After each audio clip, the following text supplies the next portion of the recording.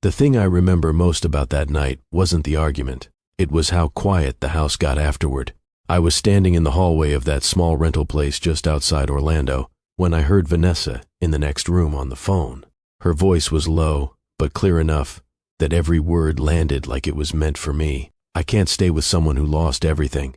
For a minute, I just stood there staring at the wall, realizing the test I'd created had finally given me the answer I'd been afraid to know. What I didn't realize was that someone else in that house had heard it too, and what she did next changed the direction of my life in a way I never saw coming. Welcome to Mr. Graham's story, my beautiful, amazing family.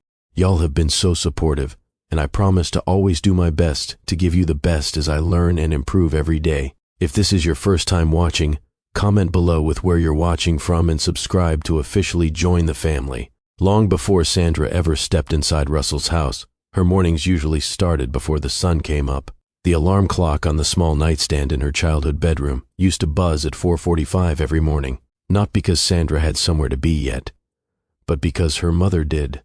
Denise Brooks moved through the house quietly at that hour, the way people do when they've spent years waking up early enough not to disturb anyone else. The kitchen light would flick on, casting that soft yellow glow across the cracked linoleum floor. Sandra remembered lying in bed sometimes, half awake, listening to the sounds, the kettle heating, the refrigerator opening, the soft rustle of her mother's work uniform. Denise worked at the hospital cafeteria during the day. Nothing glamorous, just long hours serving food to nurses, doctors, and patients' families who barely noticed the people behind the counter. At night, she cleaned office buildings across Orlando. 2 jobs, most weeks, 6 days, sometimes 7. Sandra didn't fully understand how heavy that schedule was when she was younger. To her, it was just normal life. One morning, when Sandra was around 10 years old, she walked into the kitchen rubbing sleep from her eyes. Denise was tying her hair back, getting ready to leave. "You up already?" her mother asked, surprised. Sandra shrugged and climbed onto one of the chairs at the table. "I heard the kettle." Denise smiled a little and poured 2 cups of tea instead of 1. That was something Sandra would remember later in life, how her mother always made room for people, even when she was tired. They sat quietly for a moment. Then Denise said something Sandra would carry with her for years. "Baby," she said gently, "life don't always give you easy work." Sandra nodded, even though she didn't fully understand. Denise took a sip of tea before continuing, "But whatever work you do it with dignity. You hear me?" Sandra nodded again. "Yes, ma'am." Denise pointed lightly at her chest. "People might look at what's in your hands," she said, "but God looks at what's in your heart." Sandra didn't realize it then, but those words were shaping the way she would see the world. The house Sandra grew up in was rarely quiet. It sat on a modest street on the outskirts of Orlando, where families had known each other for years. The houses weren't fancy. Most of them had peeling paint, and the sidewalks were cracked in places. But there was always life. Kids riding bikes in the street, neighbors calling out greetings across fences, music drifting out of open windows on Saturday afternoons. Sandra's home was especially full. Her mother's sisters came by often. Cousins stayed over for weeks at a time when someone needed help with childcare or money was tight somewhere else in the family. At times it felt like half the neighborhood passed through their kitchen. Sunday mornings were always the loudest. Church music would play from the small radio Denise kept on the counter. Gospel songs filled the house while everyone rushed around trying to get ready. Sandra remembered standing in front of the bathroom mirror while one of her cousins banged on the door. "Hurry up," the voice shouted. "I'm almost done," Sandra would yell back. From the kitchen, Denise's voice carried through the house. "Y'all better stop fighting and come eat something before church." Then there were the cookouts. Those were Sandra's favorite. Her uncles would drag an old grill into the backyard. Someone always brought extra folding chairs. The air filled with the smell of barbecue and the sound of laughter. People talked loudly about everything: bills, jobs, who was dating, who was late, paying rent. Sometimes the conversations turned into arguments. Sandra heard adults debate things like pride and responsibility. But one thing she noticed, even as a kid, was that nobody in her family gave up easily. Life could be hard, but quitting wasn't part of the culture she grew up in. By the time Sandra reached her late teens, she had already taken on responsibilities most people her age didn't carry. Her aunts worked long shifts. Her mother still held 2 jobs, so Sandra often helped take care of the younger cousins. She cooked simple meals, helped with homework, walked them to school some mornings. One evening, when Sandra was around 17, she sat at the kitchen table helping her cousin Malik with math homework. Malik stared at the worksheet like it had personally offended him. "I hate fractions," he said, dropping his pencil. Sandra laughed. "You're gonna hate rent more if you don't learn this." Malik squinted at her. "What does rent got to do with math?" Sandra slid the paper back toward him. "Everything."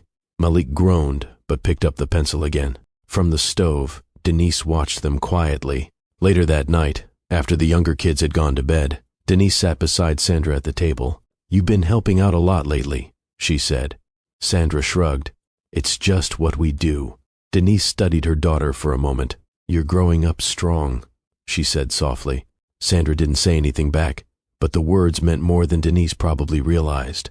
After finishing school, Sandra started working cleaning houses. It wasn't a career she had dreamed about, but it was honest work, and it paid better than most of the other jobs she could find. Her first cleaning job came through a neighbor who knew someone hiring help. Sandra still remembered the first time she walked into a luxury home. The ceilings felt impossibly high. The floors shined like glass. Everything looked perfect. But Sandra noticed something interesting. The houses were beautiful. The people inside them weren't always happy. She saw tension during family dinners. Arguments whispered behind closed doors. Parents too busy with work to talk to their children. Money, she realized, didn't fix everything. Still, Sandra approached the job with the same mindset her mother had taught her. Work with dignity, respect people, stay humble, and keep showing up. Over time, her reputation grew. Homeowners trusted her. Some recommended her to their friends. Eventually, she built a steady list of houses she cleaned around the Orlando area. Sandra never imagined that one of those homes would belong to a man whose life and whose choices would eventually change her own future. But that part of the story hadn't happened yet.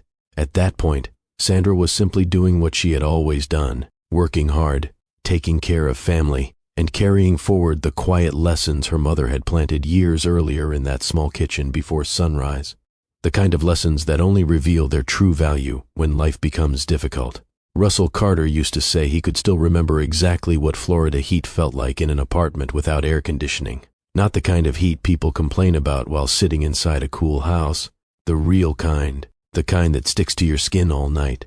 The kind that makes sleep feel impossible. The apartment he grew up in sat on the second floor of an aging building on the edge of Tampa. The paint outside had faded years before Russell was born, and the stair railing wobbled if you leaned on it too hard. Summers were the worst. The window unit in their living room had stopped working when Russell was about 12. His father had tried fixing it twice before finally giving up. "Things older than both of us," he muttered one evening while wiping sweat from his forehead. Russell sat cross-legged on the floor nearby, a small fan blowing warm air across the room. "You gonna buy another one?" Russell asked. His father didn't answer right away. He just looked at the broken machine for a long moment. Finally, he shook his head. Not right now. Russell understood what that meant. Money was tight again. His father worked construction, the kind of job that depended on the weather and whatever contracts came through that month. Some weeks, there was steady work. Other weeks, there wasn't. But one thing Russell never saw his father do was complain. Not once. Instead, he followed a simple philosophy he repeated often. "No excuses," he'd say, while tying his work boots in the morning. Russell heard that phrase so many times growing up, it practically became background noise. But his father meant it. When Russell struggled with something in school, his father didn't step in to solve the problem. "You figure it out," he'd say. If Russell lost a game or failed a test, the same response came, "What you gonna do better next time?" At the time, Russell sometimes wished his father would show a little more sympathy. But looking back years later, he realized those moments were shaping him, teaching him something deeper than comfort ever could. Russell discovered computers almost by accident. His middle school had a small computer lab that smelled faintly like dust and old plastic. Most of the machines were outdated, but to Russell they looked like portals into another world. One afternoon, he stayed after class while the teacher packed up papers. "You heading home?" she asked. "In a minute," Russell replied, staring at the screen. "What you working on?" Russell hesitated before answering, trying to understand how the program works. The teacher smiled. "Curiosity's a good habit." She handed him a small book from her desk. "Take this home. Might help." It was a beginner's guide to programming. Russell read half of it that same night. Within months, he was spending hours teaching himself how software worked. He wasn't just using programs. He wanted to understand how they were built. His father didn't fully understand the technology, but he recognized dedication when he saw it. One evening, Russell sat at the kitchen table surrounded by scribbled notes and code printed from the school computer. His father leaned against the counter watching him. "You planning to make money with all that?" he asked. Russell shrugged. "Maybe." His father nodded once. "Then keep learning." That was all the encouragement Russell got. But somehow, it was enough. By the time Russell reached his early 20s, the world had changed. Technology was exploding. Startups were appearing everywhere. Russell was 26 when he launched the software company that would eventually turn his life upside down. The idea started in a small shared office space with 2 friends and 3 aging laptops. At first, it didn't look like much. Long nights, cheap pizza, whiteboards filled with messy ideas. But Russell had something many people underestimated: persistence. He didn't panic when problems appeared. He studied them, solved them, moved forward. Within a year, their software began attracting attention. Investors started calling. Tech blogs wrote articles about the young programmer from Tampa building something disruptive. Suddenly, Russell's small startup wasn't small anymore. Funding poured in faster than anyone expected. The company expanded. Employees multiplied. Offices opened. By the time Russell turned 30, his company had grown into a massive success. Financial magazines called him one of Florida's youngest tech billionaires. It happened so quickly that sometimes Russell felt like he was watching someone else's life unfold. Money changed everything. Not immediately, but gradually. Russell moved out of Tampa and bought a luxury penthouse in downtown Orlando. The building overlooked the city skyline, with glass windows stretching from floor to ceiling. From the outside, it looked like the life people dream about. Inside, things felt more complicated. At first, Russell enjoyed the success: nice restaurants, expensive cars, travel. But he noticed something strange happening around him. People treated him differently. Conversations shifted the moment someone learned who he was. Waiters became overly attentive. Business partners laughed too quickly at his jokes. Even casual dates began to feel strange. Women seemed impressed before they even knew him. Russell couldn't tell whether they liked him or the version of him they imagined. The attention felt flattering at first. Then it became uncomfortable. One night, Russell sat on his balcony looking out over the city lights. His phone buzzed with messages from people asking for meetings, investments, partnerships. He ignored most of them. For the first time since building his company, Russell felt something unexpected: loneliness. Success had solved many of the problems he grew up with, but it had created a new one he didn't know how to fix. How do you know who actually cares about you when the world already knows how much you're worth? That question followed Russell quietly for years. He rarely spoke about it out loud, but it stayed in the back of his mind, and eventually it would lead him to make a decision that would test not only the people around him, but also his own understanding of loyalty. A decision that would bring someone unexpected into his life, someone who had grown up in a very different world. A woman named Sandra. Russell met Vanessa Whitmore on a night that, at the time, felt like another ordinary event in a long list of them. By then, Russell's calendar was filled with investor dinners, networking events, and technology conferences where everyone seemed to know everyone else. Most of those nights followed the same pattern: a handshake, a polite conversation, someone mentioning his company, then a long discussion about business. The dinner where he met Vanessa was held at a luxury hotel in downtown Orlando. One of Russell's investors had organized it. Something about celebrating a new partnership deal. Russell almost skipped it. He had spent most of the day reviewing development plans with his engineering team, and the idea of another formal dinner didn't excite him. But the investor insisted. "Just show up for an hour," the man said over the phone. "Smile, shake hands, eat something expensive." Russell laughed. "All right, 1 hour, The ballroom looked exactly the way you'd expect. Soft lighting, tables covered in white cloth, people dressed in expensive suits and polished dresses. Conversations filled the room like a steady hum. Russell had just finished greeting a group of investors when someone tapped him lightly on the shoulder. When he turned around, he saw Vanessa for the first time. She carried herself with the kind of confidence that made people notice without her trying too hard. Her dark hair fell neatly over her shoulders, and her posture had that quiet elegance that seemed almost practiced. "You're Russell Carter," she said with a small smile. Her voice was calm, direct. Russell nodded. "Guilty." She extended her hand. "Vanessa Whitmore." The name sounded familiar. Russell realized why a moment later. "Your father owns Whitmore Development, right?" Vanessa nodded. "Among a few other things." Russell shook her hand. "Well, it's nice to meet you." Something about the conversation felt different from the usual introductions he had at events like this. Vanessa didn't seem overly impressed by his success. If anything, she looked comfortable in that environment, like she belonged there. They talked for a while about business, travel, and the strange pressure of growing up around people with high expectations. At one point, Vanessa glanced around the ballroom. "These events can feel exhausting sometimes," she said. Russell laughed softly. "You're telling me." For the first time that evening, he felt like he was having a normal conversation instead of performing for a room full of investors. Before the dinner ended, Vanessa handed him her number. "You seem like someone worth talking to outside a ballroom," she said. Russell smiled. "I'll take that as a compliment." Their first date happened a week later. Dinner at a restaurant overlooking Lake Eola. The evening felt easy. Vanessa was intelligent, confident, and comfortable in Russell's world in a way few people were. She knew how to navigate conversations with business leaders. She understood the rhythm of high-end social events. There were no awkward explanations needed, no uncomfortable surprises. Everything seemed smooth. As the weeks passed, they began seeing each other regularly. Russell introduced Vanessa to friends. She joined him at business dinners. Photographs of them started appearing in small local news articles about Orlando's growing tech scene.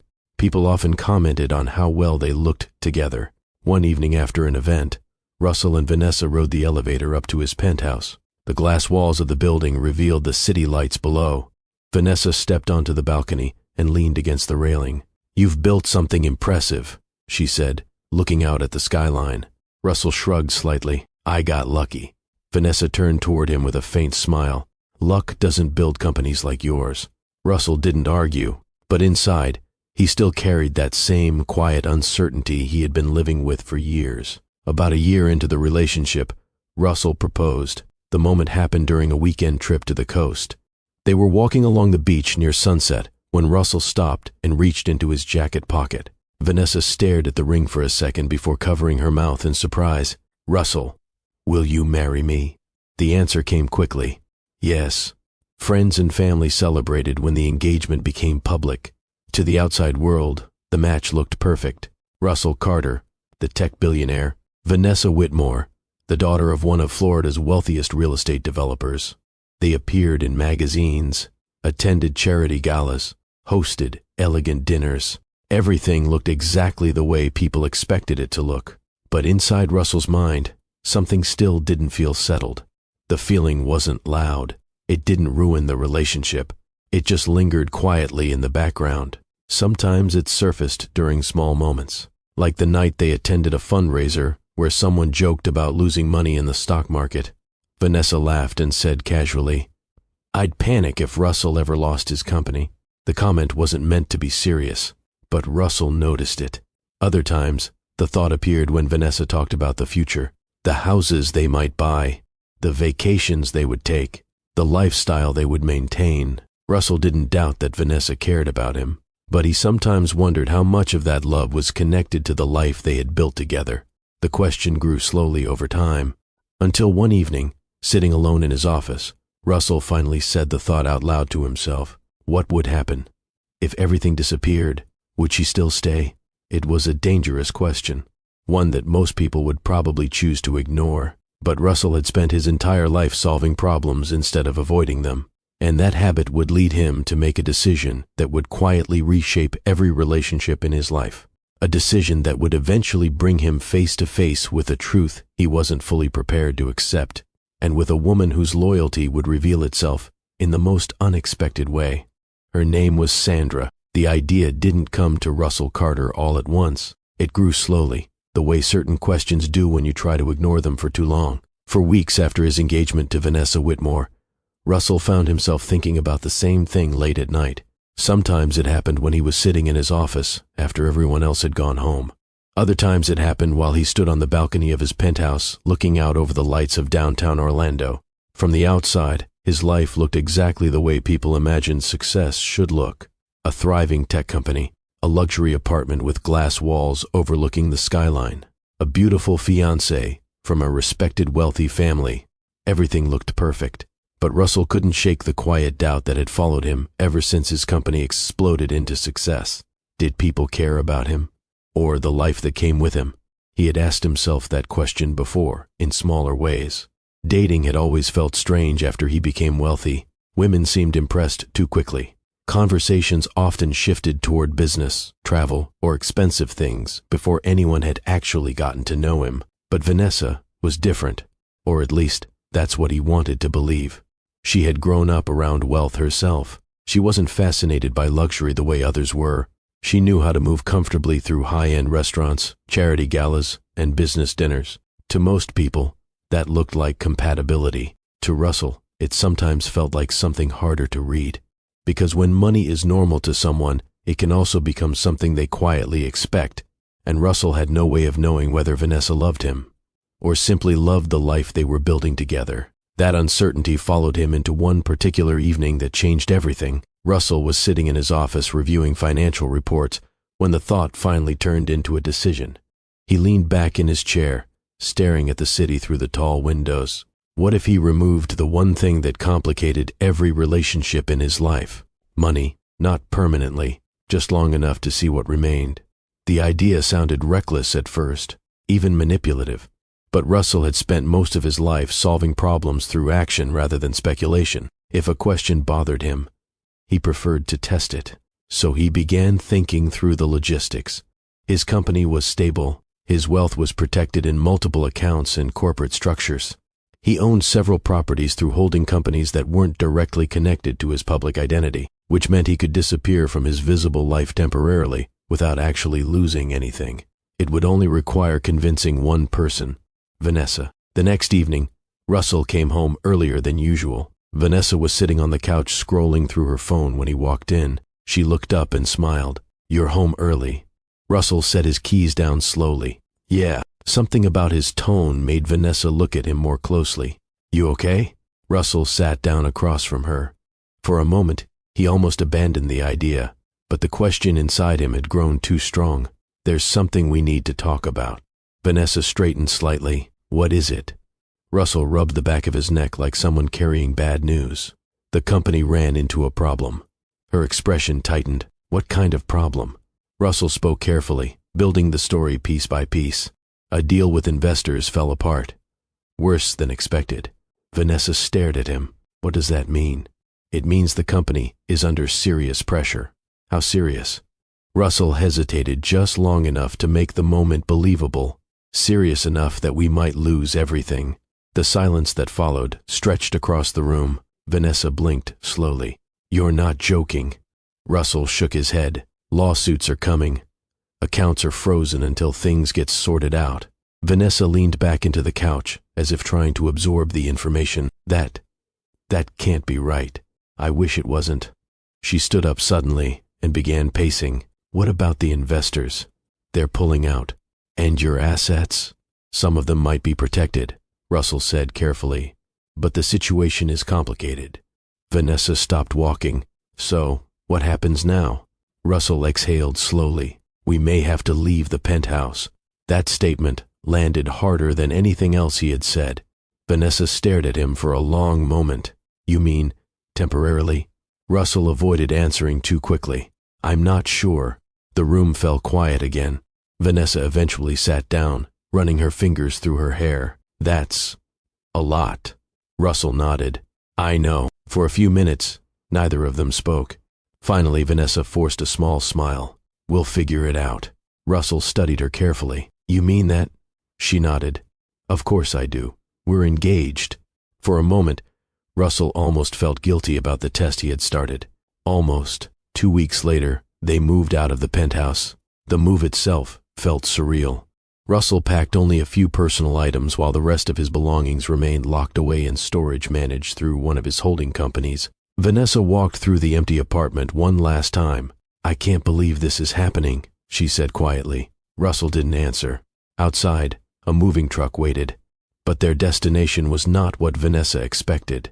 Instead of another luxury building, Russell drove them to a modest rental house on a quiet street just outside Orlando. The house wasn't terrible, but compared to the penthouse, the difference felt enormous. 1 story, small yard, simple kitchen. Vanessa stepped inside and looked around slowly. This is where we're staying? For now. She walked through the living room and glanced at the narrow hallway. This place is small. Russell leaned against the doorway. I know. Vanessa took a deep breath. Well, it's temporary. Her voice still carried optimism then, at least on the surface. But Russell noticed something in her eyes he hadn't seen before. Uncertainty. And the test had only just begun. Within the first week of living in the rental house, something else happened that quietly connected Russell's life with someone who came from a completely different world. The house had already been scheduled for routine cleaning through a service Russell occasionally used for his other properties. He hadn't thought much about it. But one morning, the doorbell rang. When Russell opened the door, a young woman stood on the porch holding a small cleaning bag. Good morning, she said politely. I'm Sandra. I'm here for the house cleaning appointment. Russell stepped aside. Come in. Sandra Brooks walked into the house without knowing she had just entered the middle of a test that would eventually reveal more about loyalty, character, and love than Russell had ever expected to learn. At the beginning, Vanessa Whitmore tried to convince herself the situation was temporary. That's what she told her friends. That's what she told her parents. And that's what she told Russell. The first week in the rental house, she moved through the rooms with forced optimism. She unpacked clothes into the small closet, arranged a few decorations on the shelves, and tried to pretend the place was simply a short detour from the life they had before. One afternoon, she stood in the kitchen, looking around the narrow space while Russell leaned against the counter. Well, she said with a small sigh, it's cozy. Russell gave a faint smile. That's one way to describe it. Vanessa opened a cabinet and stared at the limited shelf space. I guess we'll make it work. At that point, Russell almost believed she meant it. But optimism can be fragile when it's tied to comfort. And comfort was disappearing quickly. The first real shift came a few weeks later. Vanessa had returned home from lunch with a friend who lived in a luxury condo downtown. Russell could tell the moment she walked through the door that something about the day had unsettled her. She dropped her purse on the kitchen table and removed her sunglasses. You know what's strange? She said. What? Everyone still thinks we're living in the penthouse. Russell didn't respond right away. Vanessa continued, pacing slowly through the living room.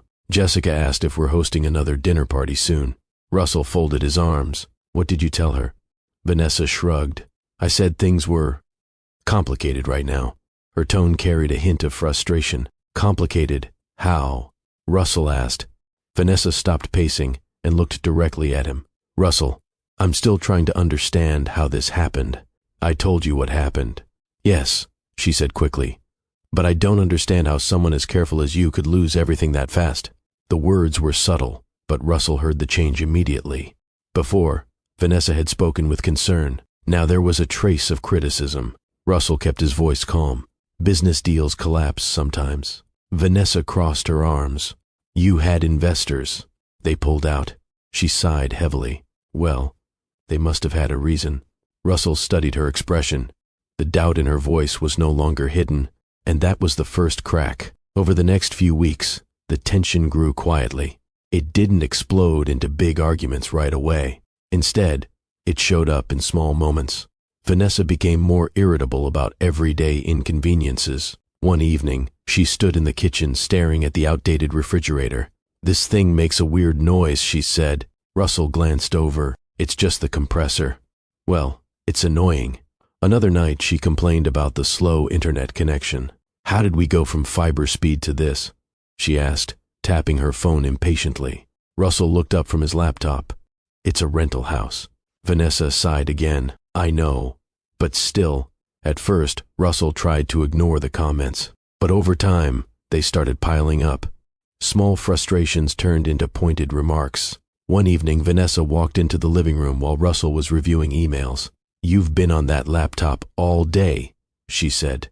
"I'm trying to figure out the legal side of the company's situation." Vanessa leaned against the doorway. "Maybe if you'd been more careful earlier, we wouldn't be dealing with this now."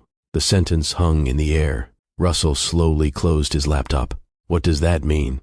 Vanessa hesitated, realizing she had said more than she intended. "I'm just saying, you're the one who ran the company."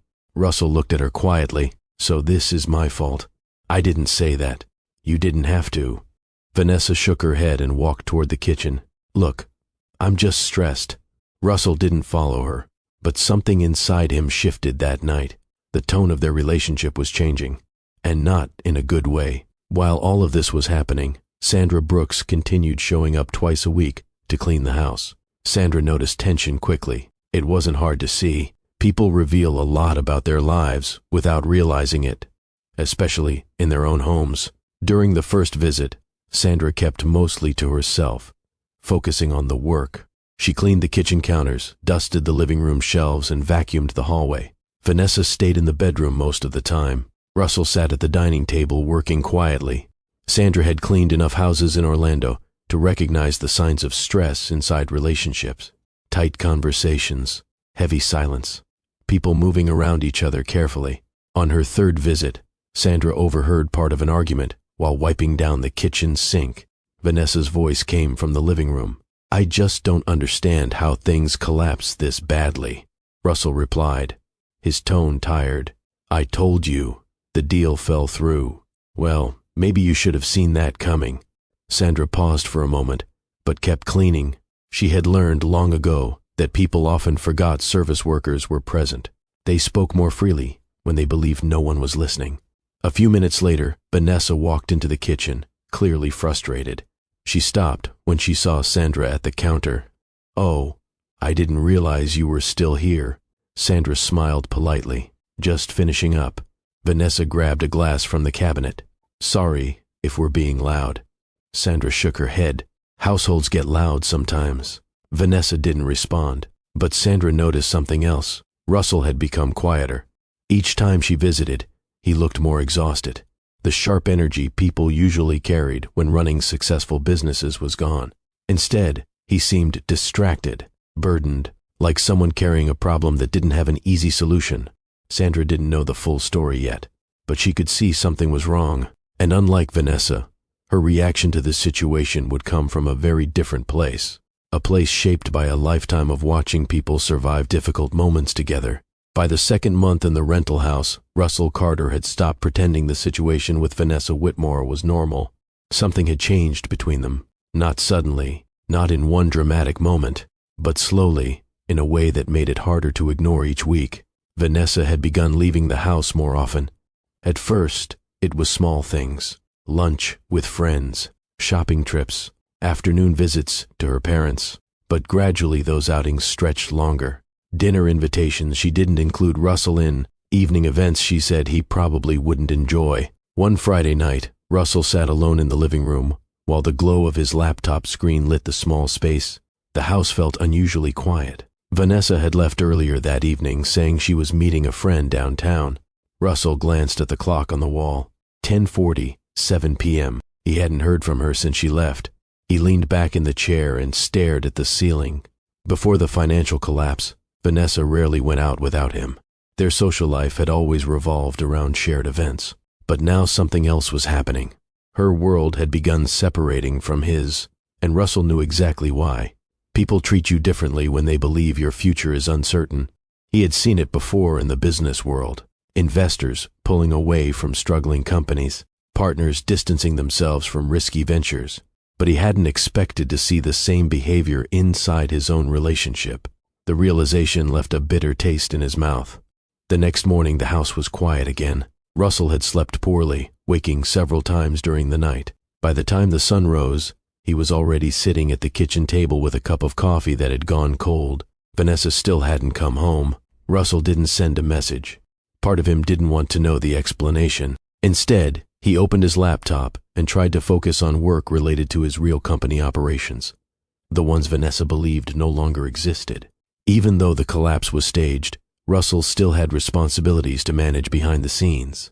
Emails from executives and developers continued arriving. He answered them quickly, careful to keep his actions separate from the life Vanessa believed was falling apart. Around 9 that morning, the doorbell rang. Russell stood up and opened the door. Sandra Brooks stood on the porch, holding her cleaning bag. "Morning," she said with a friendly nod. "Morning." Russell stepped aside to let her in. Sandra had visited the house several times already, so she moved comfortably through the entryway toward the kitchen. She set her bag down near the counter and glanced around. "Looks quiet today." Russell gave a small shrug. "Yeah." Sandra began gathering cleaning supplies. "Where would you like me to start?" "Wherever you usually do." She nodded and started wiping down the kitchen surfaces with steady, practiced movements. For a few minutes, neither of them spoke, but Sandra had always been good at noticing things. The coffee mug in Russell's hand hadn't been touched. His eyes looked tired, and the second mug that normally sat on the counter for Vanessa wasn't there. Sandra didn't ask questions. Instead, she continued cleaning quietly. After a while, Russell broke the silence. "Sandra, can I ask you something?" She looked up briefly. "Sure. How long have you been doing this work?" Sandra thought for a moment while wiping the counter. "Cleaning houses?" "Yeah, about 6 years now." Russell nodded slowly. "You must see a lot of different kinds of people." Sandra chuckled softly. "That's one way to say it. What's the hardest part?" Sandra leaned back against the counter, considering the question. "The work itself isn't hard," she said. "You get used to it." "So what is?" "Watching people struggle when they don't want anyone to know they're struggling." Russell looked at her. Sandra shrugged slightly. "Happens more than you'd think." Russell stared at the table again. "I guess everyone has something going on behind closed doors." Sandra nodded once. "That's usually the truth." An hour later, Sandra had moved on to cleaning the living room. Russell remained at the kitchen table answering emails. Eventually, he closed the laptop and rubbed his eyes. Something had been bothering him for days. Finally, he stood up and walked into the living room. Sandra was vacuuming the rug when he spoke. "Sandra." She switched off the machine. "Yes?" Russell hesitated.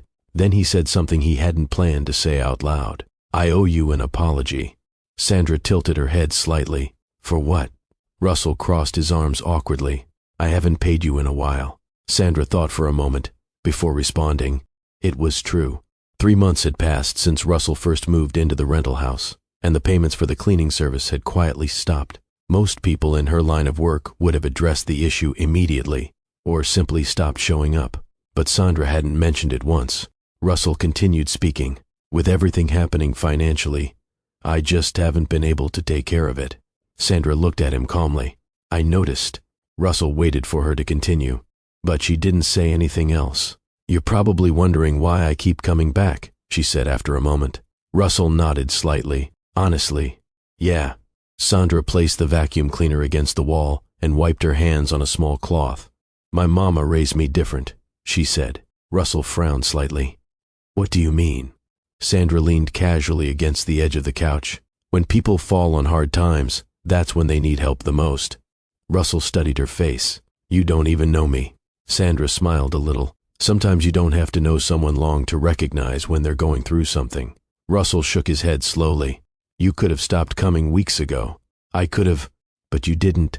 Sandra's voice stayed gentle. "People help each other when things get hard."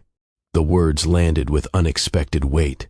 Russell had spent most of his adult life surrounded by executives, investors, and wealthy acquaintances. People who measured relationships through opportunity and advantage.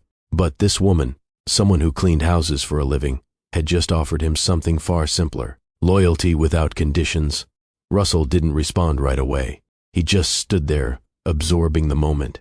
For the first time since he had started the test, something about the situation surprised him in a way he hadn't anticipated. The person showing him the most kindness was the one who had the least to gain from it. By the 3rd month in the small rental house outside Orlando, Russell Carter didn't need confirmation to know something was breaking inside his relationship with Vanessa Whitmore. He could feel it. Relationships have a rhythm when they're healthy. Small routines, familiar conversations. The quiet comfort of knowing how the other person moves through a room. That rhythm had disappeared. Now the house felt different. Vanessa spent less time there. When she was home, the conversations were shorter. Sometimes she barely spoke at all. Russell noticed something else too. She had started taking phone calls in other rooms. At first he ignored it. Everyone has private conversations sometimes. Friends, family, work. But gradually, those calls became more frequent and longer. One Thursday evening, Russell arrived home earlier than usual. The sky outside was turning that deep orange color Florida gets just before sunset. The quiet street in front of the house looked calm, almost peaceful. Russell parked the car and sat there for a moment before getting out. He had spent most of the afternoon pretending to deal with the collapse of his company, while secretly coordinating with his real executive team through encrypted messages. Maintaining the illusion was exhausting. By the time he walked inside the house, he just wanted silence. But as soon as he stepped through the door, he heard Vanessa's voice from down the hallway. She was on the phone. Russell paused. He wasn't trying to listen, but the house was small, and her voice carried clearly. "I know," Vanessa said into the phone. There was a short pause. Russell set his keys quietly on the entry table. Vanessa continued speaking. "I didn't expect things to fall apart like this either." Russell slowly removed his jacket. Her tone sounded different than usual. Less controlled, more honest. The person on the other end of the phone said something Russell couldn't hear. Then Vanessa replied, "I'm trying to be patient." Another pause. Russell walked slowly toward the kitchen, trying not to make noise. But just before he reached the doorway, Vanessa said something that made him stop. "I just don't know how long I can keep doing this." Russell froze. His first instinct was to walk away, to give her privacy. But then she continued speaking, and the next sentence landed harder than he expected. "He's not the man he used to be." Russell stared at the hallway wall. The words echoed in the quiet house. Vanessa lowered her voice slightly, but the meaning still carried through the room. "I mean, he lost everything." Another pause. Russell could hear her pacing softly across the bedroom floor. "I know people go through hard times," she continued, "but this isn't what I signed up for." Something inside Russell tightened. He leaned his shoulder against the wall. The person on the phone must have asked her something because Vanessa sighed. "I don't know," she admitted, "but I can't stay with someone who can't even take care of himself anymore." Russell closed his eyes. There it was, the answer to the question that had haunted him for years. He stayed where he was for another minute while Vanessa finished the conversation. Eventually, he heard her footsteps move toward the bathroom.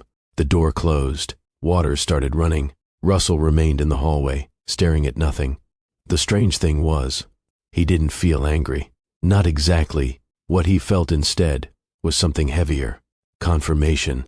The test had worked, and the result hurt more than he expected. Upstairs, Sandra Brooks was finishing the last bedroom. She had arrived earlier that afternoon for her scheduled cleaning visit. The vacuum cleaner sat beside the bed while she folded the final stack of freshly washed towels. Sandra moved carefully through the house, the way she always did. Quiet, respectful, but even from upstairs, she had heard parts of the conversation drifting through the hallway. Not every word, just enough to understand the tone. And Sandra had lived around enough families to recognize what that tone meant. Disappointment, frustration, distance. She placed the towels neatly on the dresser and paused for a moment. Something about the house felt heavy that evening. When Sandra walked downstairs a few minutes later, she noticed Russell standing alone in the kitchen. He hadn't moved much since she had last seen him. His posture looked different now, more tired. Sandra didn't say anything, and Russell didn't speak either. For a moment, the two of them simply shared the quiet space, neither one fully aware yet that the next few hours would completely change the direction of everyone's life inside that small house. The tension that had been building between Russell Carter and Vanessa Whitmore didn't explode immediately after the phone call. Instead, the house grew even quieter. For the next few days, Vanessa behaved almost normally. She spoke politely. She asked Russell simple questions about dinner or errands. She moved through the house like someone trying to keep the peace. But Russell knew what he had heard. Once certain truths are revealed, you can't push them back into silence. The words stayed with him. He's not the man he used to be. Russell didn't confront her about the conversation. Part of him wanted to see what would happen next without interfering.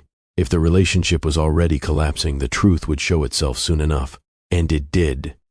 3 days later, Russell returned home just after sunset. The small rental house sat at the end of the quiet street, the porch light glowing softly against the fading daylight. As Russell walked up the driveway, he noticed something unusual.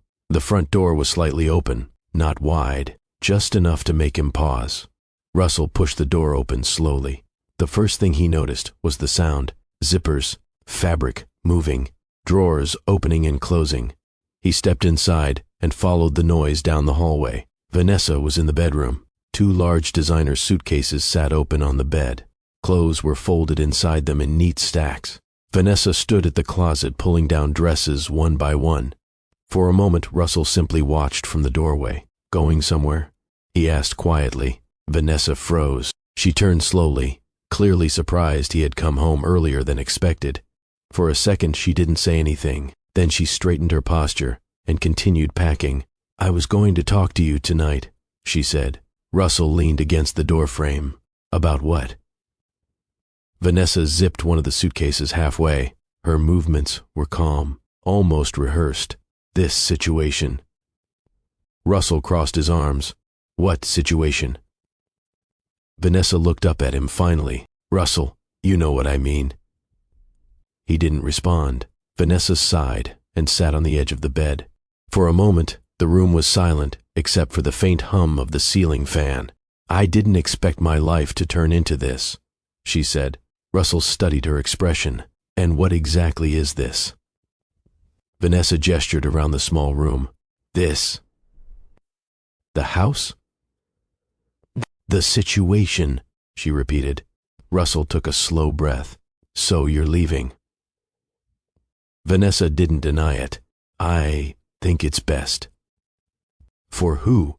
"For both of us." Russell almost laughed. "That's generous of you." Vanessa frowned slightly. "Russell, don't make this harder than it needs to be." "I'm not making anything harder."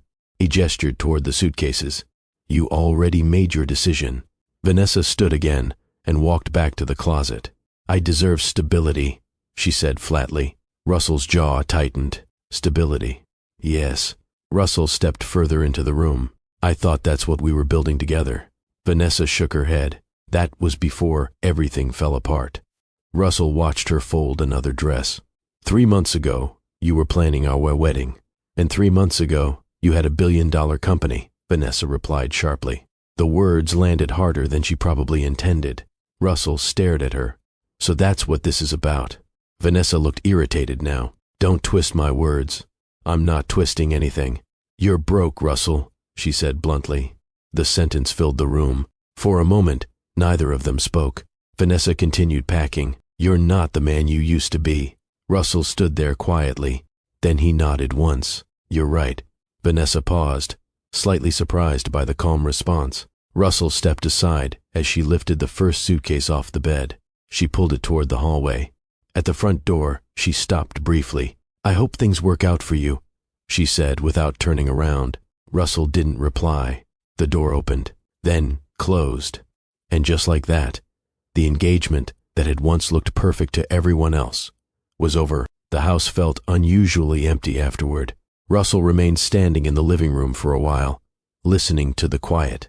3 months of tension had finally ended, but the silence left behind felt heavier than the arguments. Eventually, he walked into the kitchen. The overhead light buzzed softly. Russell sat down at the table and rested his elbows against the surface. He expected to feel angry or relieved. Instead, he mostly felt tired. The test had answered the question he started with. Vanessa's love had been tied to the life he provided. Without it, the relationship didn't survive. Russell stared at the table for several minutes. Then he heard soft footsteps behind him. Sandra Brooks stood near the kitchen entrance. She had returned earlier that evening to finish a small cleaning task she hadn't completed earlier in the week.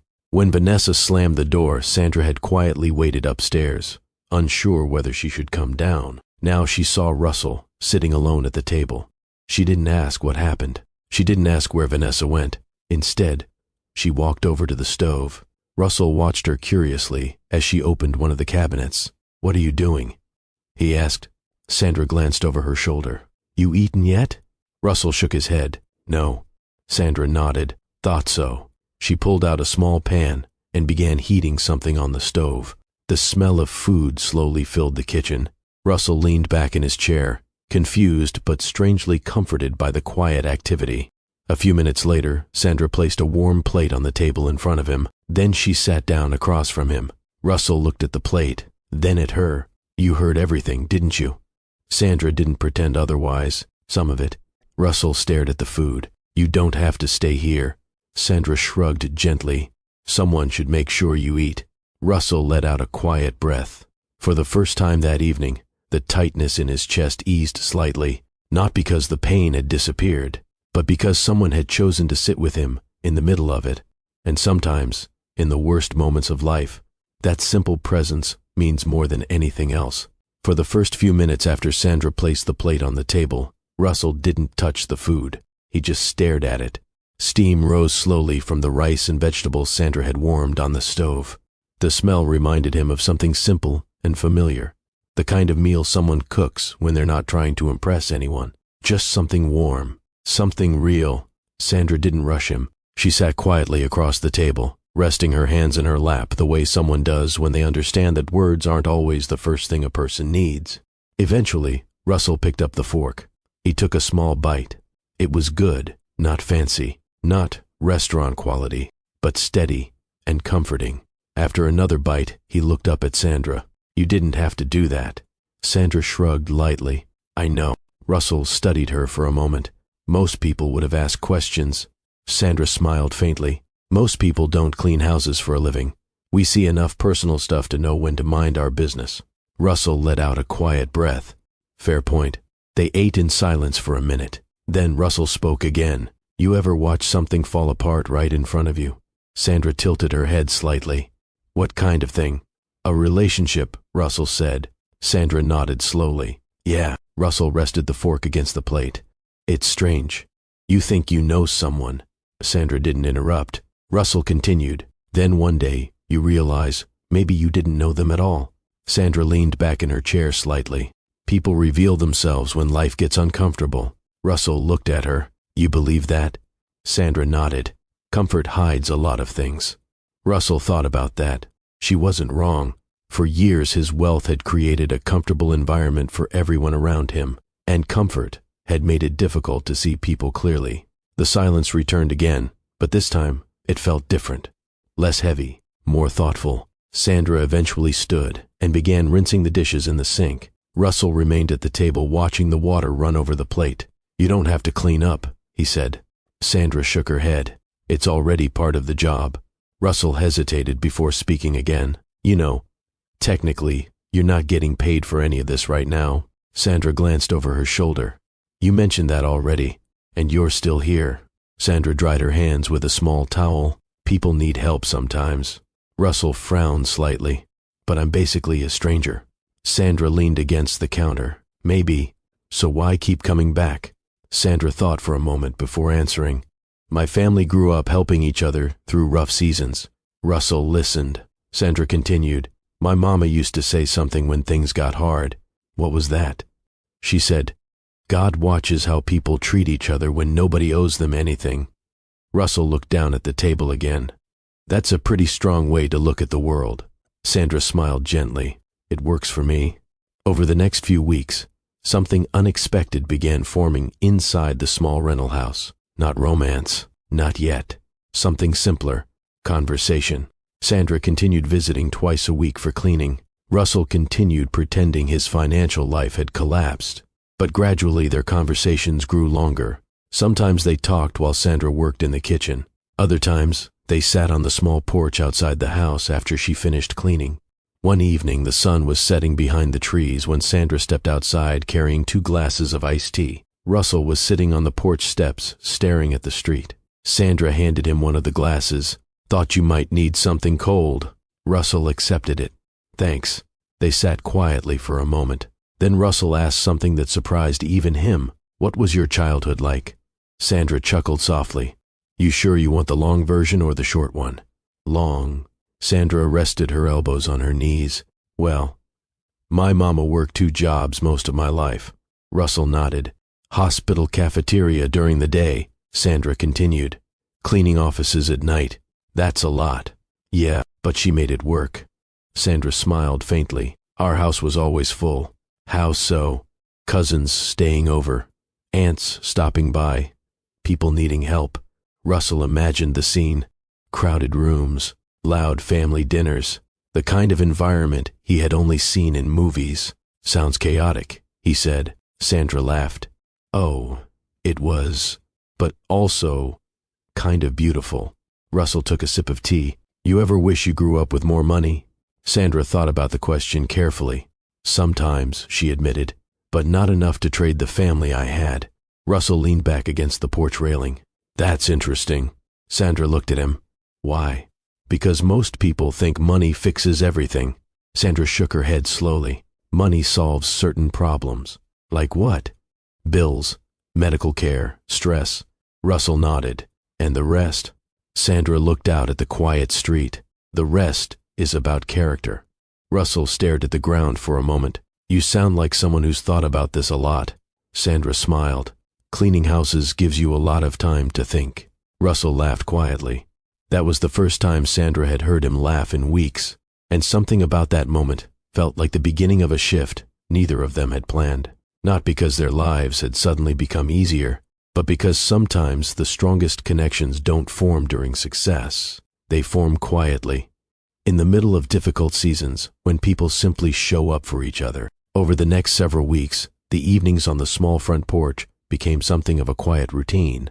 It usually happened the same way. Sandra would finish cleaning inside the house. Russell would be sitting somewhere in the living room or kitchen, staring at a laptop or a stack of papers he didn't really need to be reviewing anymore. Then, Sandra would open the front door, step outside, and say something simple. Air feels good tonight. And Russell would follow her out. The porch itself wasn't impressive. 2 worn wooden steps, a narrow railing, a small outdoor light that buzzed softly once the sun went down. But the street was quiet. Most nights you could hear crickets in the trees and the occasional car rolling slowly past. For Russell, those evenings became the calmest part of the day. No investors, no headlines, no expectations, just conversation. One evening, Sandra sat on the top step holding a glass of iced tea. Russell leaned against the railing behind her. You ever notice, Sandra said casually, how people think big houses mean happy lives? Russell smiled faintly. I've seen enough big houses to know that's not always true. Sandra nodded. Same here. She looked out at the street. You cleaned houses long enough, she continued. You start seeing things people don't realize they're showing. Russell raised an eyebrow. Like what? Sandra shrugged. How couples talk to each other when they think nobody's listening. Russell chuckled softly. That sounds dangerous. It can be. Sandra took a sip of her tea. But it also teaches you something. What's that? That money doesn't fix character. Russell folded his arms. Explain that. Sandra glanced back at him. I've cleaned houses where people had everything you could imagine. Cars, pools, giant kitchens, and they were miserable. Russell leaned forward slightly. Why? Sandra thought about the question. Because the problems inside people don't disappear just because their bank account gets bigger.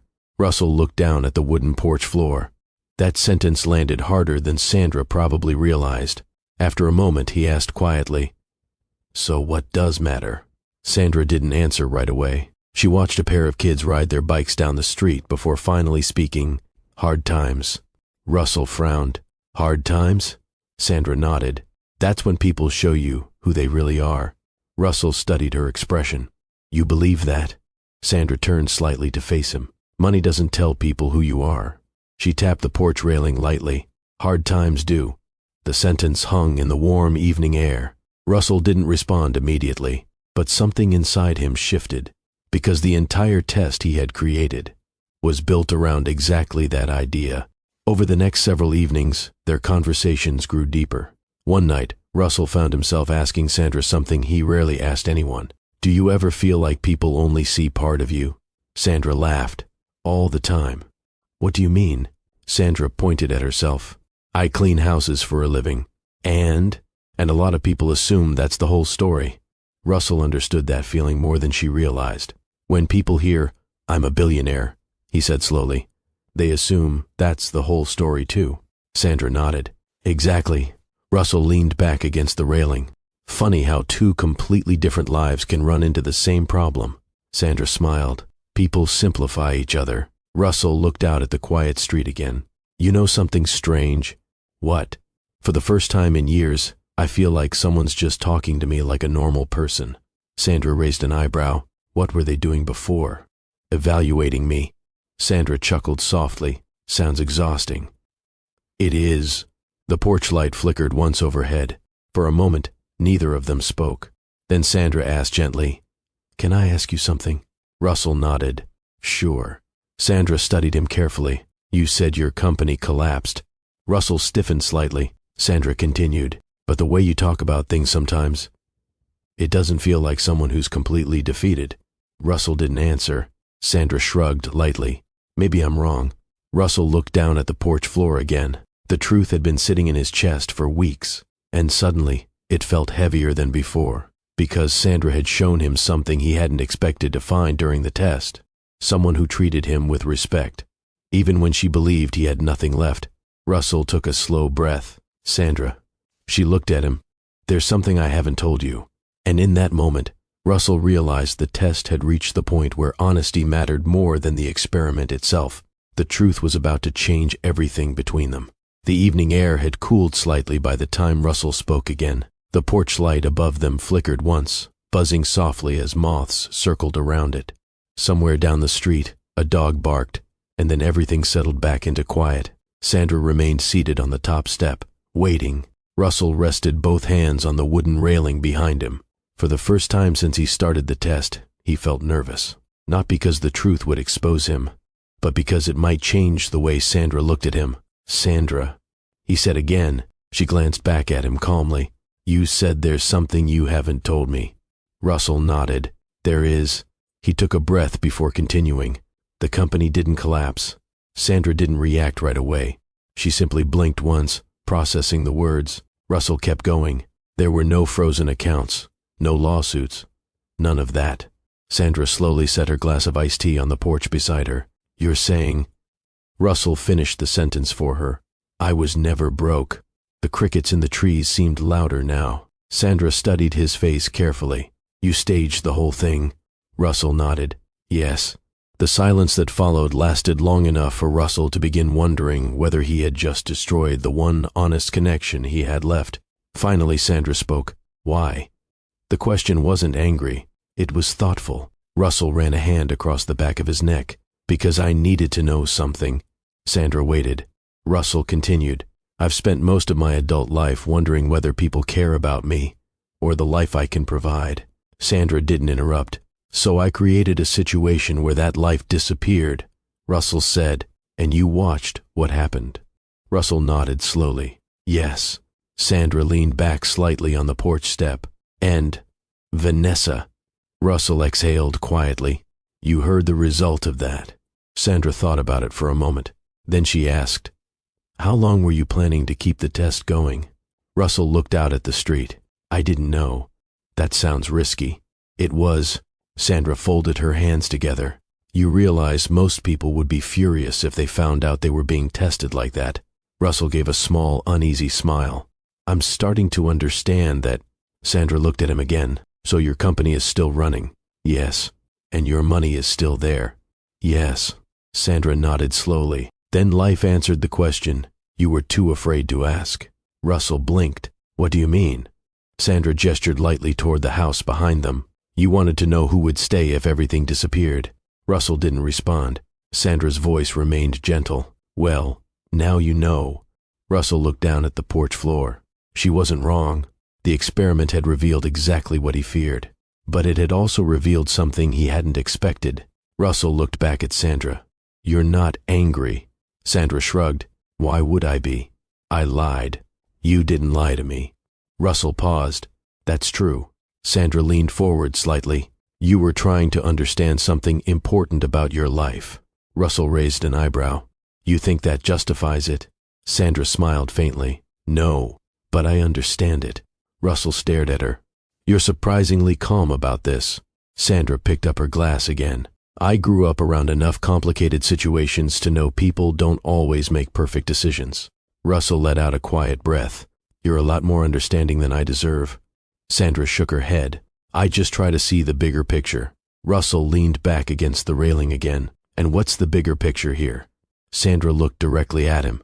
You were looking for loyalty. Russell nodded. And you found out how rare that is. For a moment, neither of them spoke. The night air moved gently through the trees.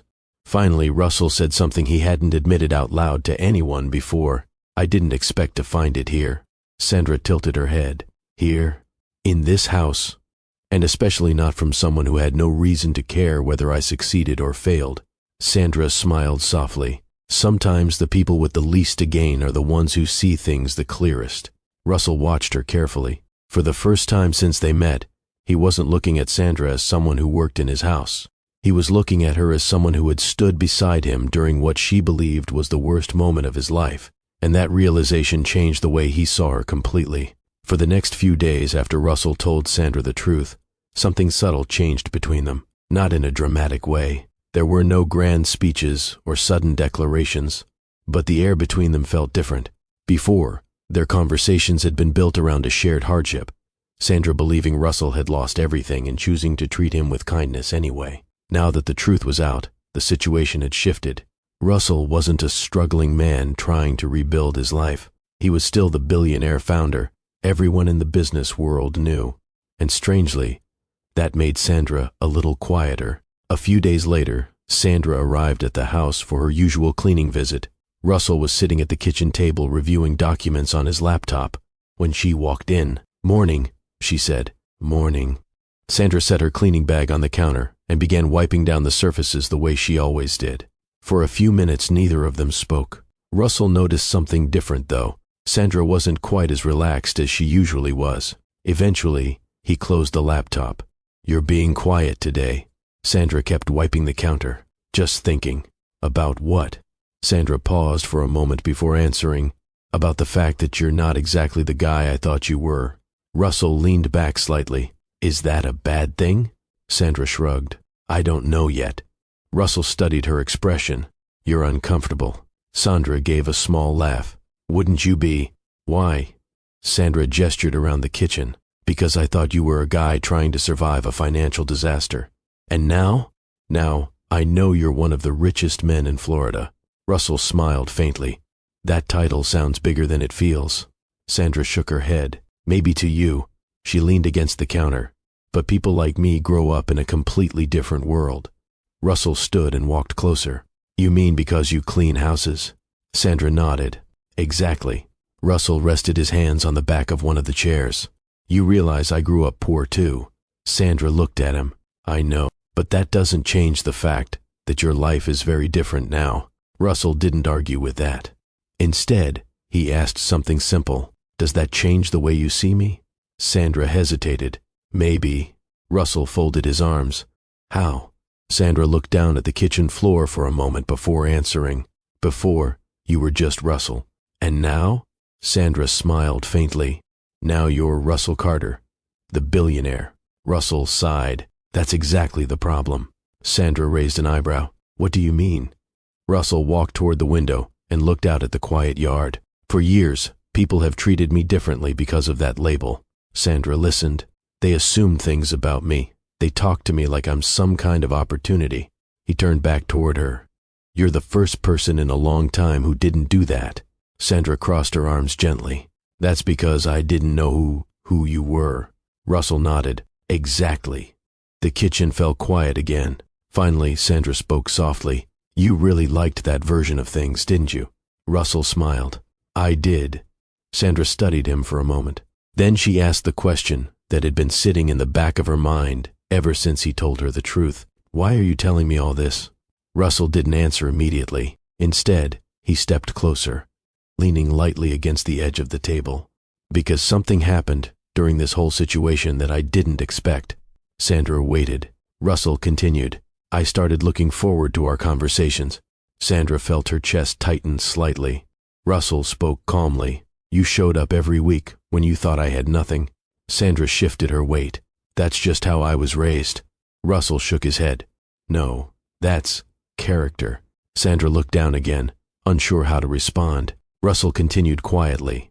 And the more time we talked, the more I realized something. What? Russell met her eyes. You're the first real thing I've had in years. Sandra blinked slowly. Russell.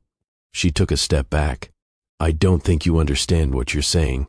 I do. Sandra shook her head gently. You're a billionaire with a company and a public life and expectations. Russell waited. Sandra gestured toward herself. And I'm someone who cleans houses for a living. Russell didn't flinch. Sandra looked at him seriously. You sure you want someone like me in your life? The question hung in the room. Russell answered without hesitation. Someone like you is exactly what I want in my life. Sandra stared at him, unsure whether to believe what she was hearing. Russell continued. You didn't stay because of money. No, you stayed because you believed in helping people. Sandra nodded slowly. That's how I was raised. Russell smiled softly. Then that's the kind of person I want beside me. Sandra felt her heart beating faster now, not because she didn't trust Russell, but because she understood something he might not fully see yet. Relationships between people from two completely different worlds could be complicated. Still, for the first time since they met, Sandra allowed herself to imagine the possibility that the connection growing between them might be more than just friendship. And sometimes the most unexpected relationships are the ones that grow strongest, because they begin without any expectations at all. The first time Russell Carter drove back into downtown Orlando after months away, the city looked almost unfamiliar, not because the skyline had changed, but because he had. Traffic moved slowly along the streets as office workers filled the sidewalks near the glass towers where tech firms, law offices, and investment companies operated. For most people, it was just another normal weekday. For Russell, it felt like stepping back into a life he had temporarily abandoned. His black sedan rolled into the underground garage of the building that housed the headquarters of his software company. The moment the elevator doors opened on the executive floor, the familiar rhythm of the business world returned. Phones ringing, conversations moving quickly between conference rooms, assistants walking through the hallway carrying tablets and documents. Russell hadn't physically been in the office for months. Most of his communication with the executive team had happened quietly behind the scenes while he maintained the illusion of financial collapse in his personal life. But the company had never stopped moving forward. As he stepped out of the elevator, several employees immediately noticed him. One young engineer standing near the reception desk blinked in surprise. Mr. Carter? Russell nodded with a polite smile. Morning. Within seconds, word began spreading through the office. Russell Carter had returned. His executive assistant, Melissa, hurried toward him from down the hallway, holding a tablet. You're back sooner than expected, she said, slightly out of breath. Russell chuckled. Surprise. Melissa glanced at him carefully. You look different. Russell raised an eyebrow. Different? How? Melissa smiled slightly. Less tense. Russell thought about that for a moment. Maybe the first a.m. She handed him the tablet. The board scheduled a meeting this afternoon. Investors want an update on the next expansion phase. Russell nodded. Good. Let's give them one. As he walked toward the conference room, something inside him felt clearer than it had in years. Before the test, Russell had always operated under constant pressure, expectations, image, success. Everything in his world revolved around maintaining the reputation of a billionaire tech founder. But the months he spent living quietly in the small rental house had forced him to see things differently. He had learned what his life looked like without the status attached to it. More importantly, he had learned who still stood beside him when the world believed he had nothing. That realization stayed with him as he stepped into the boardroom. The meeting lasted almost 2 hours. Investors asked questions about upcoming projects. Executives presented new product developments. Financial analysts discussed market forecasts. Russell answered calmly, confidently, the way he always had. But something about his mindset had changed. Before, his success had been the center of his identity. Now it felt more like just one part of his life. When the meeting ended, Russell walked back toward his office. Melissa followed behind him. The media is already asking about your return, she said. Russell sighed softly. That didn't take long. They're calling it a strategic disappearance. Russell laughed quietly. If only they knew the truth. Within days, news about Russell Carter's company began appearing across business websites again. Headlines praised the firm's continued growth. Articles described Russell as one of Florida's most influential technology leaders. The billionaire world had returned, but Russell didn't feel the same connection to it anymore, because the most important change in his life had happened far away from conference rooms and investor meetings. It had happened on a small front porch outside a modest rental house, and it involved someone who still treated him exactly the same way she had when she believed he was broke, Sandra Brooks. Later that evening, Russell drove back to the quiet neighborhood where the rental house stood. The sun was setting as he pulled into the driveway. When he stepped inside, Sandra was already there finishing her usual cleaning routine. She looked up from the kitchen counter when she heard the door. "You're late today," she said casually. Russell loosened his tie and smiled. "Long meeting." Sandra glanced at the suit he was wearing. "You look like you just walked out of a magazine." Russell laughed. "That's the billionaire uniform, apparently." Sandra shook her head with a small smile. "So the world knows you're back?" Russell nodded. "Yeah." Sandra wiped the counter and leaned against it. "And how does it feel?" Russell thought about the question carefully. "Strange." "Why?" "Because I spent months worrying about whether people cared about me without money." Sandra listened quietly. Russell continued. "And now that I know the answer, the money feels less important." Sandra studied him thoughtfully. "Hard lessons usually change people." Russell smiled. "You were right about something." Sandra raised an eyebrow. "What?" Russell repeated the words she had spoken weeks earlier on the porch. "Money doesn't tell people who you are." Sandra nodded slowly. "And hard times do." Russell looked at her.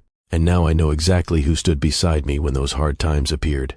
Sandra felt a warmth in her chest, hearing him say that, because even though Russell's world had returned to its familiar billionaire pace, the connection they had built during the quiet months hadn't changed, and that connection was about to be tested one more time, because someone else had started paying attention to the headlines about Russell Carter's success again. Someone who once believed he had lost everything, Vanessa Whitmore. About 2 weeks after Russell Carter returned to his company headquarters, the headlines started circulating again. Tech blogs wrote about his leadership. Business magazines praised the company's newest expansion. Local news outlets in Orlando ran stories about the quiet comeback of one of Florida's most successful entrepreneurs. For most people in Russell's life, the news simply confirmed what they already knew.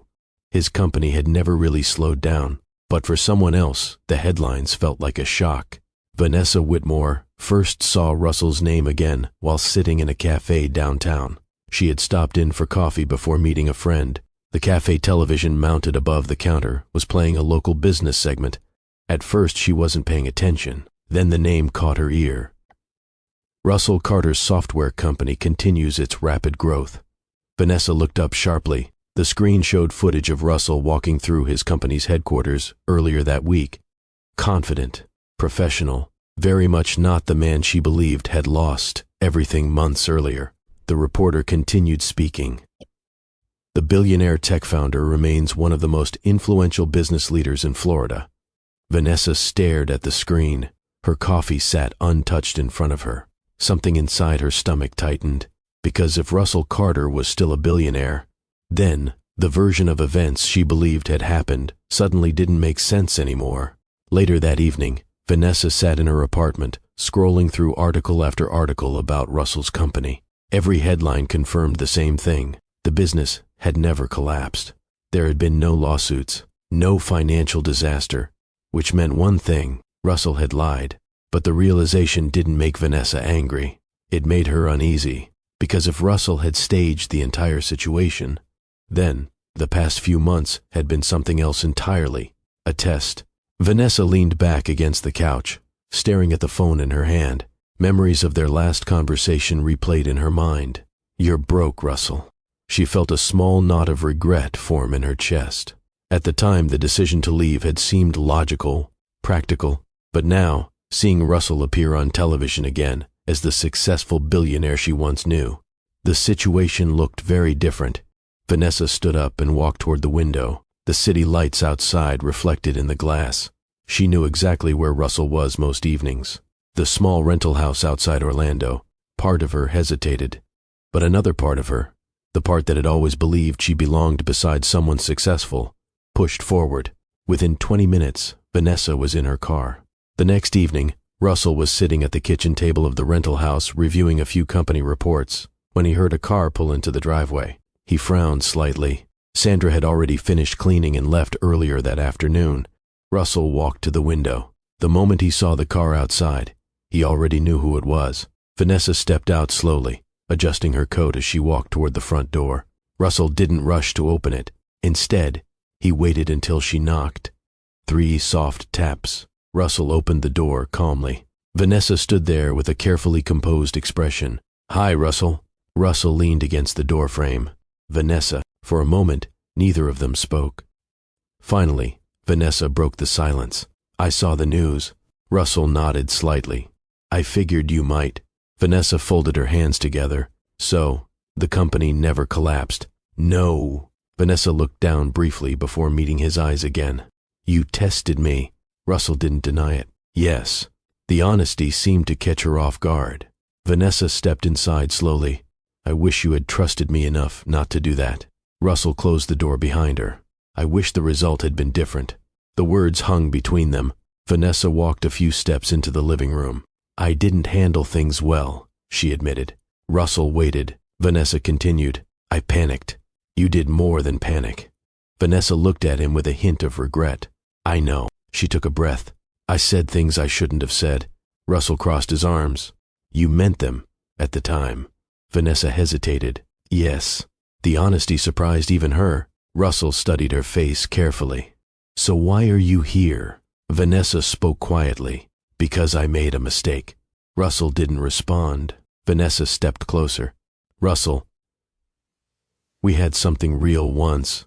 Russell thought about that sentence. Maybe they had, or maybe the relationship had always been built on the surface of something else. Vanessa continued. "I thought about everything that happened. And I want another chance." Russell looked at her for a long moment. Then he spoke calmly. "You didn't lose me when I went broke." Vanessa waited. Russell finished the sentence slowly. "You lost me when you showed me who you were." Vanessa's expression fell. For a moment, she looked like she might argue, but the words seemed to settle in, because deep down, she knew they were true. The silence stretched across the room. Finally, Vanessa nodded faintly. "I guess I deserve that." Russell didn't say anything. Vanessa walked toward the door. Just before leaving, she paused. "There's someone else, isn't there?" Russell didn't answer immediately, but the small smile that crossed his face was enough. Vanessa opened the door and stepped outside, and just like that, the chapter of Russell's life that had once looked so perfect from the outside closed for good, leaving space for something far more genuine to take its place. After Vanessa Whitmore walked out of the rental house that night, Russell Carter stood by the door for a few minutes without moving, not because he was unsure about what he had said, but because he realized something quietly important. For the first time in years, a major decision in his life hadn't been influenced by fear, money, or expectations. It had been simple, clear. Russell walked back into the kitchen and sat down at the table where he and Sandra Brooks had shared so many late-night conversations over the past few months. The house felt calm again, and strangely, that calm felt more valuable than any business victory he had ever celebrated. Over the next several months, Russell and Sandra's relationship grew naturally. They didn't rush it. Neither of them felt the need to turn their connection into something dramatic overnight. At first, their routine stayed the same. Sandra continued working in the house twice a week. Russell continued balancing the fast-moving world of his company with the quiet life he had grown comfortable with in the neighborhood. But gradually, small changes appeared. Dinner conversations became longer. Evening porch talks stretched late into the night. Sometimes Russell would cook, sometimes Sandra would. One night, Sandra stood in the kitchen watching Russell attempt to follow a recipe he had found online. "You sure you know what you're doing?" she asked, smiling. Russell looked down at the pan, not even a little. Sandra laughed and stepped beside him. "Move over." Russell raised his hands in surrender. "Yes, ma'am." She took the spatula from him and stirred the vegetables with confident ease. Russell leaned against the counter watching her. "You make everything look easy." Sandra glanced over. "That's because you're overthinking it." Russell smiled. "That sounds like something my father used to say. Maybe he was a smart man." He was. Moments like that became common, comfortable, unforced. And somewhere along the way, friendship quietly turned into something deeper. The first time Russell introduced Sandra to the larger parts of his world, she was nervous, not because she doubted Russell, but because the environment was completely different from the life she had always known. The event was a small charity dinner hosted by Russell's company. Sandra stood near the entrance, adjusting the simple blue dress she had chosen. "You sure I belong here?" she asked softly. Russell looked at her. "You belong anywhere you decide to stand." Sandra smiled nervously. "That sounds nice in theory." Russell leaned closer. "I mean it." Then he added something that made her relax. "Besides, you've handled bigger rooms than this." Sandra frowned. "What do you mean?" Russell grinned. "You grew up in a house full of cousins, aunts, and cookouts." Sandra laughed. "All right, that's fair." The evening went better than she expected. Sandra didn't try to impress anyone.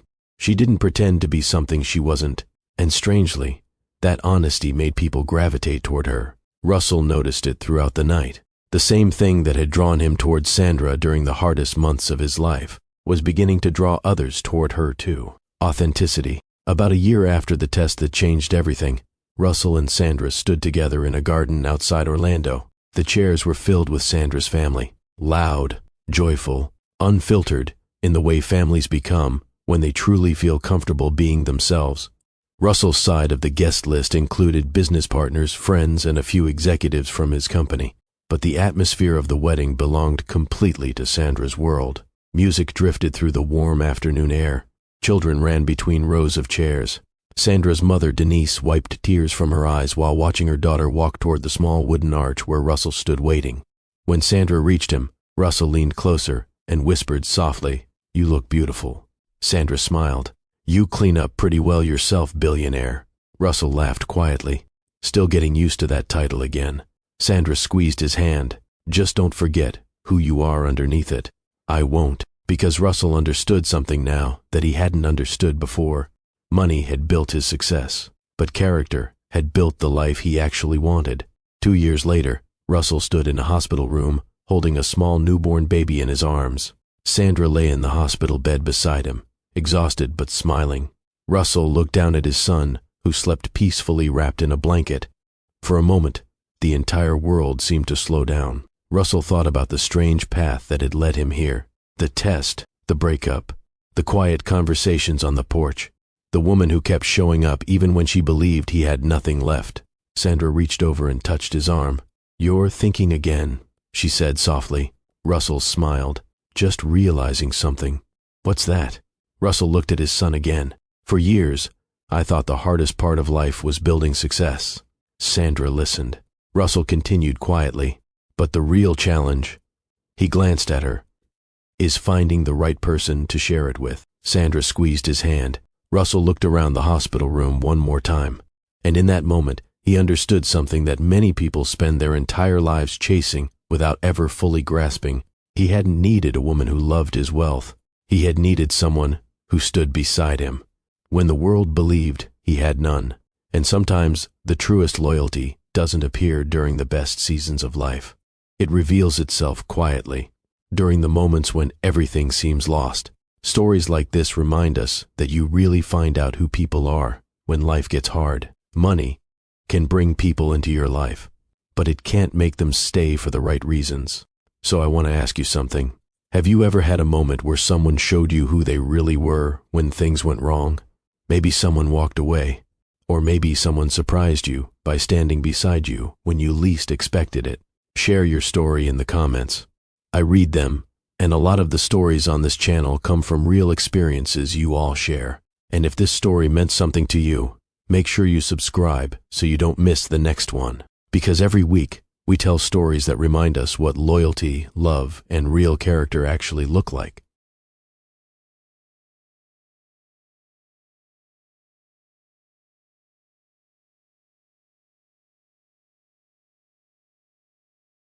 Thank you for watching Mr. Graham's stories, my beautiful, amazing family.